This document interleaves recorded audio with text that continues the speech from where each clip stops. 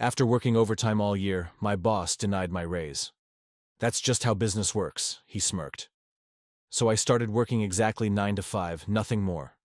When our biggest client needed emergency help on a weekend, I didn't answer. By Monday morning, they'd emailed their final warning. 2 weeks later, they were gone.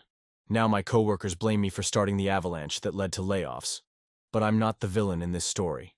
I'm just the first one who stopped being a victim. Was supposed to be a straightforward conversation. I'd rehearsed it for weeks, practiced in the mirror, even made a PowerPoint with all my accomplishments neatly organized.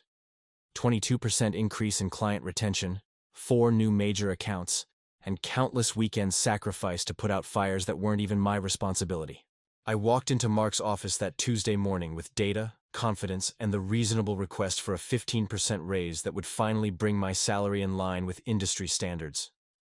I still remember how he leaned back in his ergonomic chair that probably cost more than my monthly rent, eyes skimming my meticulously prepared presentation without really seeing it.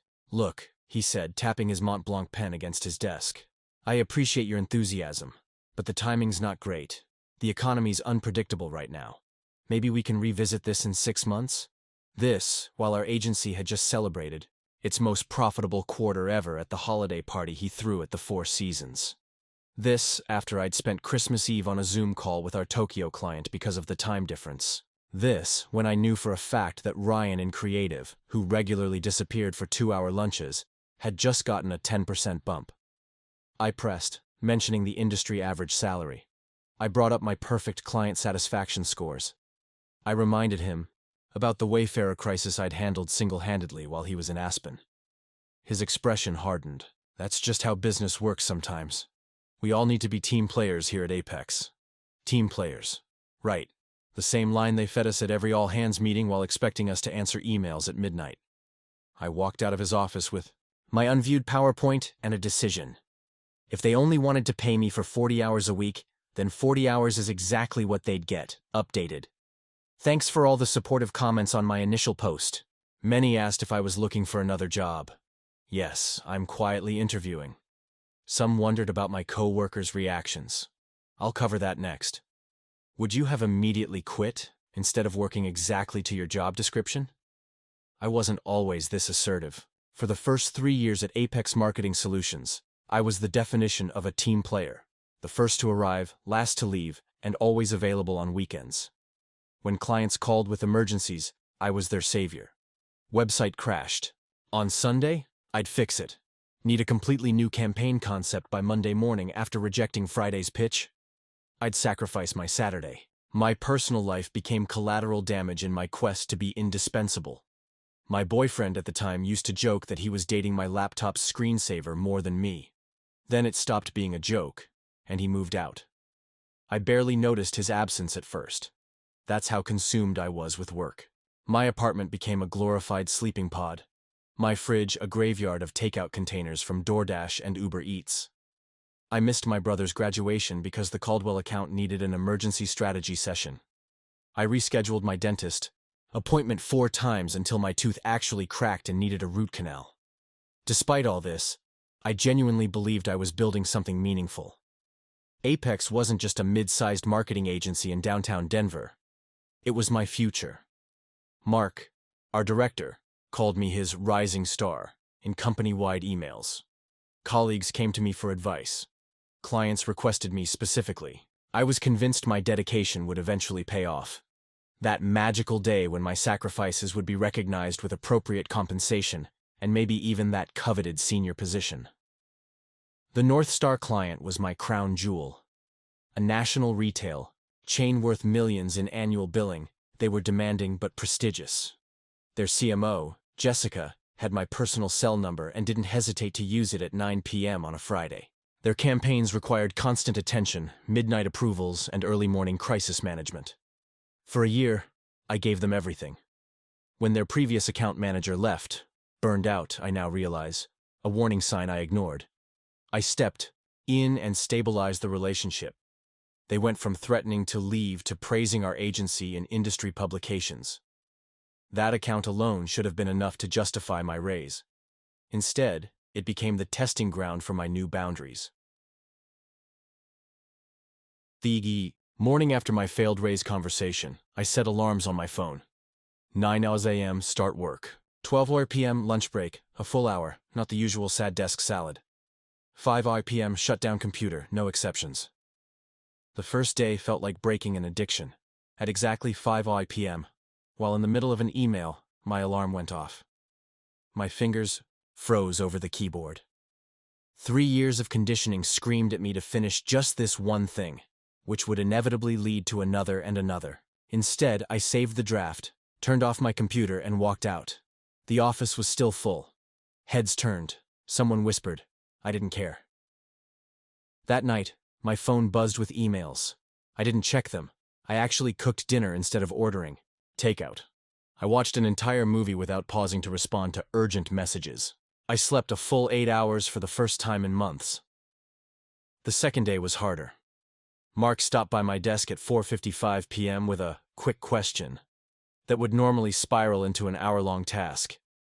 I smiled politely and said I'd get to it first thing, tomorrow. His eyebrows shot up, but he didn't argue. By the end of the week, people noticed. Coworkers gave me side eyes when I actually took lunch breaks outside the office. My inbox swelled with unread after-hours messages. I felt simultaneously liberated and terrified. The North Star situation had been building for weeks. Since I'd stopped working overtime, their impossible deadlines became visibly impossible rather than miraculously met. Jessica had already sent 2 complaints to Mark about declining service levels, though she couldn't point to any actual missed deliverables, only that I wasn't responding at 10 p.m. anymore. On a Tuesday, Jessica emailed that they wanted to explore some new directions for their summer campaign. Normally, I would have worked through the night to draft options. Instead, I scheduled the work for the next day, within my regular hours. When Friday arrived, Jessica was unhappy with the concepts. These feel rushed, she said. She was right, because I'd only spent the contractually obligated time on them, not the excessive hours I usually put in. We need something completely different by Monday morning, Jessica demanded. Our CEO is reviewing everything at noon. In my old life, I would have canceled my weekend plans, if I'd even made any, and pulled an all-nighter to satisfy this request.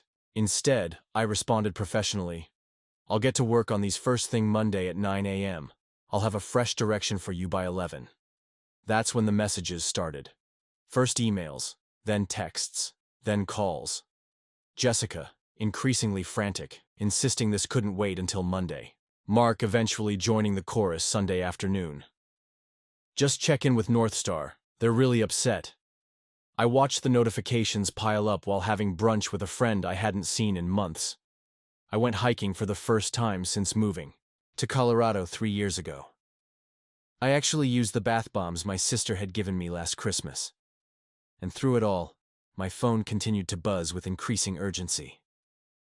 Monday morning, I walked into chaos. Mark was waiting at my desk, face flushed. North Star is threatening to put us on notice, he hissed. Jessica called me directly yesterday. Where the hell were you? I responded calmly. I was off work for the weekend. I'm ready to address their concerns now. This isn't a 9-to-5 job, he snapped. You know that. This is about client relationships. I understand, I replied, and I'm happy to maintain those relationships during business hours. If we need after-hours coverage, we should discuss compensation for that time. His face went through a series of expressions: shock, anger, disbelief, before settling on something like contempt. Just fix this, he muttered before stalking off. I immediately called Jessica, but the damage was escalating. She was cordial but cold, mentioning that North Star's executive team was re-evaluating their agency relationships. I sent over new concepts by 11 a.m. as promised, but received only a brief acknowledgement. 2 days later, Mark called me into his office. North Star has officially put us on a 30-day improvement plan, he said, sliding a document across his desk. If things don't improve, they're walking. The document detailed specific complaints, decreased responsiveness, quality concerns, and lack of proactive service.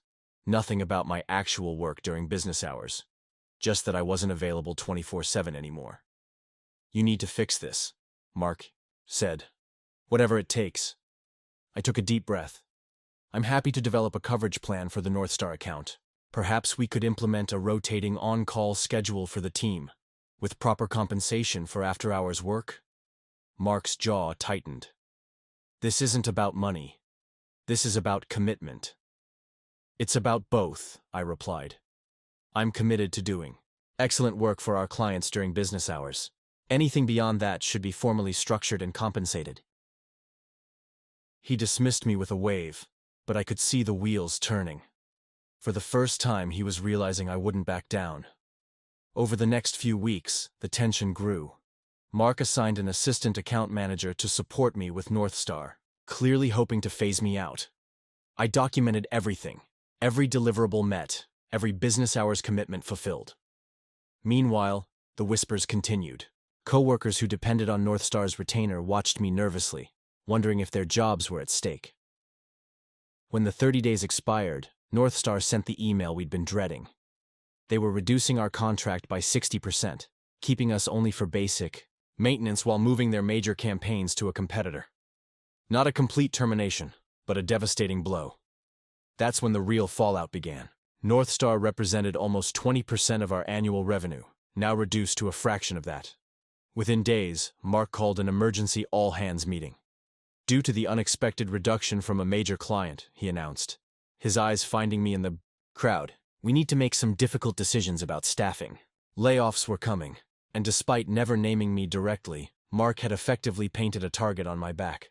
Coworkers stopped speaking to me. Someone left a printout of the North Star email on my keyboard with "thanks a lot" scrawled across it. In the break room, conversations would halt when I entered. Rachel, who I thought was a friend, confronted me by the coffee machine. Was your weekend really worth people potentially losing their jobs? She asked, loud enough for others to hear. I considered explaining about the raise, the years of uncompensated overtime, the systematic exploitation. But what was the point? They'd already decided I was the villain, updated. You all had strong opinions about Rachel's coffee machine confrontation. To clarify, no, management never explicitly said I was to blame, but the timeline made it obvious. Several asked if any coworkers supported me. One did, privately. Would you have broken your boundary rule if you'd known North Star would reduce our contract over one weekend? The next 2 weeks at Apex felt like walking through a minefield. I kept my head down and continued my strict 9-to-5 schedule despite the hostile environment. Some days I'd find my chair mysteriously borrowed or notice my lunch missing from the refrigerator. Petty acts of workplace revenge that said more about my colleagues than me. Mark avoided direct interaction, but copied me on enough emails to create a paper trail of supposed performance issues. I documented everything, sensing where this was headed. If they wanted to fire me, they'd have to pay for it.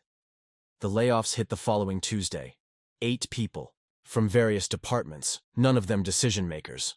All of them workers like me who'd given everything to a company that saw them as disposable. I survived the cut, which somehow made people resent me even more. The whispers continued, how I damaged the North Star account out of spite, how my attitude problem had cost good people their jobs. What no one discussed was the real problem. A business model built on exploiting employees' time and goodwill without fair compensation. No one questioned why a client relationship depended entirely on unreasonable after-hours availability. No one asked why we didn't have systems in place for weekend coverage with appropriate pay. Then something unexpected happened. Lauren from the design team asked to have lunch with me, off-site. At a small cafe 2 blocks from the office, safely out of earshot from our colleagues, she leaned forward. I want to know how you do it, she said. Just leave at 5. Not check emails. On weekends. That conversation changed everything. Lauren was also overworked, also underpaid, also missing family events for urgent client requests. As we talked, I realized I wasn't alone, just the first to stand up. Over the next few weeks, a quiet shift began. Nothing dramatic. We weren't organizing protests or staging walkouts, but Lauren started leaving at 5:30 instead of 7. Trevor from copywriting began declining weekend optional brainstorming sessions. Quietly, carefully, people were reclaiming their time. The agency leadership noticed. Mark started scheduling one-on-ones with everyone who showed signs of decreased engagement. He never directly threatened anyone, but the message was clear. Team players stay late. The problem was, After seeing the layoffs, people were already updating their resumes. What more could they lose? 3 months after the North Star reduction, I received a LinkedIn message from one of their competitors. They'd heard I was excellent at strategic client management, information that had circulated in the industry after North Star moved most of their business. They were looking for an account director, with a salary 30% higher than what I'd asked for at Apex, plus clearly defined working hours and overtime compensation. I had an interview the next day, a job offer by the end of the week. I drafted my resignation letter over the weekend, during my own time, at my own pace. When I handed Mark my 2 weeks' notice, his face went through that same series of expressions I'd seen before. Shock, anger, disbelief. But this time, there was something new. Fear. "We were about to announce some changes to our compensation structure," he said quickly, "including a significant adjustment to your salary." I just smiled. That sounds great for whoever replaces me. Word of my departure and my new position spread through the office like wildfire. Lauren asked for a coffee meeting, then Trevor, then 3 others. Within 6 months, 4 more Apex employees had joined me at the new agency, all with substantial raises and defined work expectations. The exodus created a ripple effect. Apex lost another major client when their key contact person, Trevor, left for my new agency, and the replacement lacked institutional knowledge. Management finally realized the problem wasn't just entitled millennials, but a fundamentally broken system. Gradually, Apex began implementing changes. Not overnight, and not without resistance, but market forces compelled adaptation. They hired a new HR director who specialized in workplace culture. They introduced a pilot program for compensating overtime. Mark was eventually moved to a strategic advisory role, corporate speak for demotion. It's been 6 months since I walked away from Apex. My new position comes with challenges, of course. No job is perfect, but when I close my laptop at 5:30 p.m., it stays closed. My calendar has actual events on weekends that don't involve emergency client calls. I've reconnected with friends who thought I'd fallen off the face of the earth. I'm dating again. Someone who respects my boundaries and doesn't compete with my job for attention. Interestingly, I occasionally work with Jessica from North Star now. Her company still contracts with my new agency for specialized projects. During our first meeting after everything happened, she hesitantly asked about Apex. "I never meant for people to lose their jobs," she said. "I just needed reliability." "Reliability shouldn't depend on someone sacrificing their personal life," I replied. She nodded slowly. "I've actually been thinking about that. We've been restructuring our marketing department's expectations too. Some former colleagues still blame me for what happened at Apex.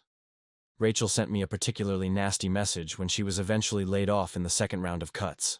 I didn't respond. There's nothing I could say that would make her understand that I wasn't the cause of the agency's problems. I was merely the first symptom of a much deeper disease. Other ex-coworkers reached out to thank me. Lauren and I meet monthly for drinks. She says the new Apex is actually becoming a better place to work, still demanding, but with incremental improvements to compensation and expectations. My small act of rebellion ultimately forced change that benefited everyone who remained. Sometimes I wonder what would have happened if Mark had simply approved my 15% raise request. Would I have continued sacrificing my time, my health, my relationships, on the altar of team player mythology? Probably. The denial of that raise was actually a gift. It forced me to reassess my value and stand up for myself. The lesson wasn't about money in the end. It was about dignity, about refusing to be exploited simply because exploitation had been normalized, about recognizing that a truly successful company doesn't build its prosperity on the unpaid labor and burnout of its employees. When people ask if I regret what happened with North Star, my answer is always the same. I regret not setting boundaries. Sooner, updated 6-month update complete. Thank you for following my journey from overworked account manager to balanced professional with actual boundaries. Some asked about North Star. I occasionally work with them through my new agency, and Jessica actually acknowledged that their unreasonable expectations contributed to the problem. Do you think companies will ever truly value work-life balance, or is exploitation just baked into corporate culture?